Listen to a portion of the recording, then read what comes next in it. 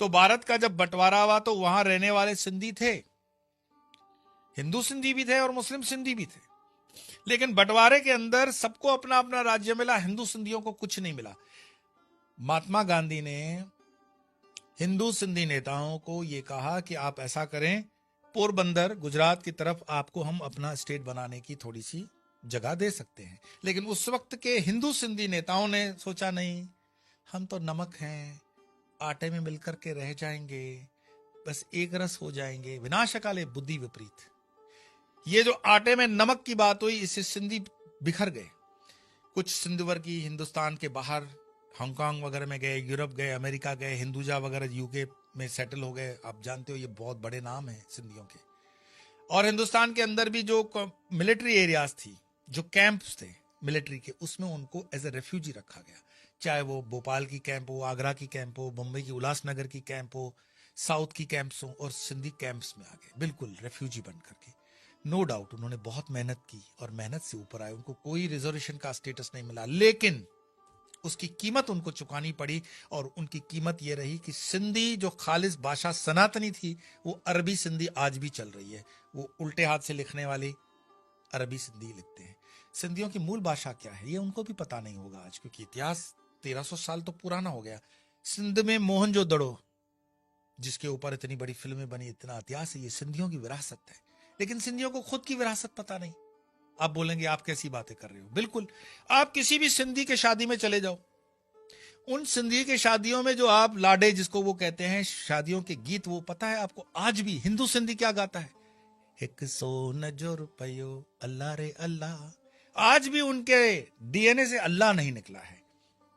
वो बोलचाल की भाषाओं में, मैं कई सिंधियों के घरों में बहुत मेरे घनिष्ठतम संपर्क रहे हैं, आज भी बोलचाल की भाषा में अल्लाह को बोलते हैं और उनको बड़ा फख्र होता है कि ये हमारी विरासत है, ये सिंधियत है।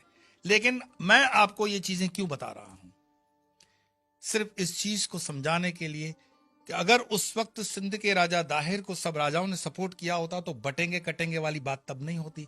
और आज भी जो दक्षिण में हो, उत्तर में हो, पूरब में हो, पश्चिम में हो, बटेंगे तो कटेंगे, उस पर ध्यान नहीं दिया तो क्या पता 1300 साल तक कुछ सिंधी आज भी हैं जो अपनी संस्कृति के लिए लड़ रहे हैं। मुझे बताओ सिंधियों की कोई यूनिवर्सिटी आप, मुझे बताओ सिंधियों का कोई हिंदू स्टेट आप, मुझे बताओ सिंधियों के कुछ ऐसे योगदान सांस्कृतिक जिनके ऊपर सिंधी एकत्र तो हो सके। सिंधी बिखर गए हैं पूरे दुनिया में। बहुत काम किया उन्होंने, सिंधियों ने बहुत काम किया है, पैसे बहुत बनाए, लेकिन संस्कृति को वो बचा नहीं पाए।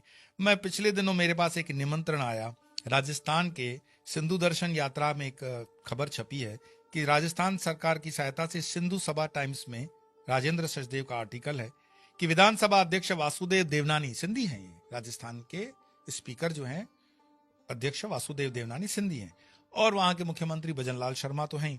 एक यात्रा होती है सिंधु दर्शन की यात्रा। वो सिंधु दर्शन की यात्रा 18 जून से 30 जून तक होगी, इस साल भी होगी।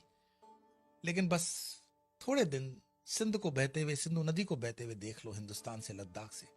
उन्होंने कभी नहीं सोचा कि इजरायलियों की तरह, यहूदियों की तरह हमें हमारा सिंध वापस लेना है। पाकिस्तान का वो सिंध भी पंजाबियों के पैरों तले रहता है। पाकिस्तान का मुस्लिम सिंधी भी खुश नहीं है। और राज की बात बताता हूं, जब मैं दुबई में था तो हमारे साथ काम करने वाले जो मजदूर वर्ग पाकिस्तान के सिंधी हुआ करते थे, वो बताते थे कि पाकिस्तान में सिंधियों पर क्या जुल्म होता है। पाकिस्तान के अंदर जो पंजाबी मुसलमान है वो सिंधी मुसलमानों को तो गिनता ही नहीं है।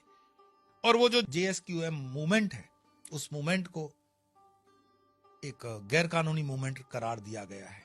अगर ये मूवमेंट ठीक समय पे होती तो पाकिस्तान से सिंध अपने वजूद के लिए जो लड़ रहा है वो अलग देश होता, और हो सकता है शायद उसमें हिंदू सिंधियों के लिए कोई जगह होती।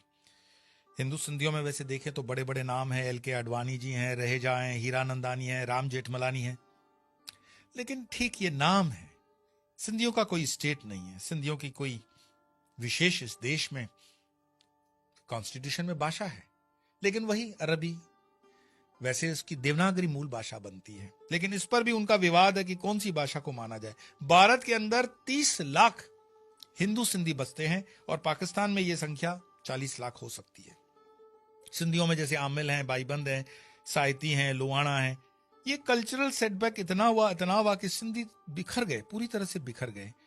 मैं जब इसको पढ़ रहा था तब आज के जो बांग्लादेश में हो रहा है और बांग्लादेश का हिंदू जिस आइडेंटिटी के लिए, पहचान के लिए लड़ रहा है, उतनी ही जिद्दोजहद के साथ अगर सिंधी 1947 में लड़कर के अपना छोटा सा भी स्टेट, थर पार कर, जो एरिया पाकिस्तान का है और राजस्थान का बॉर्डर, ये थर पार कर स्टेट, सिंधु स्टेट बन सकता था हिंदुओं के लिए, उन्होंने नहीं लिया।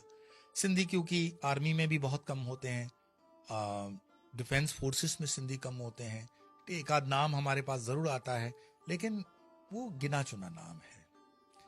सिंधी एक वो इतिहास का एग्जाम्पल है जिसे आपको समझना चाहिए कि बटेंगे तो कटेंगे, बटेंगे और कटेंगे क्यों? 1300 साल के इस इतिहास पर रिसर्च करूं।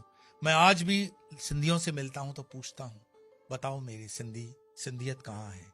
सिंधी संस्कृति कहाँ रखी है? दुबई में रखी है, यूके में रखी है, हांगकांग में रखी है, दुनिया के हर देशों में सिंधी है, लेकिन सिंधियों का कोई देश नहीं है ना? गजब बात।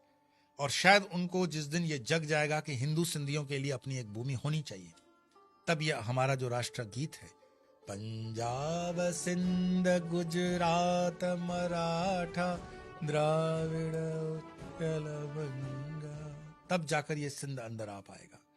तो मैं तो आज भी ढूंढता हूं कि सिंधी कहाँ है, सिंधियत कहाँ है, हिंदू सिंधी कहाँ है। अगर आपको कहीं इसमें कुछ मिल जाए, जानकारी हो, कोई डेटा बन रहा हो, तो कमेंट्स में मुझे जरूर जानकारी दीजिएगा। आप सबको आज इसी होमवर्क पर मैं छोड़ रहा हूं। फिर मिलेंगे, तब तक के लिए नमो नारायण।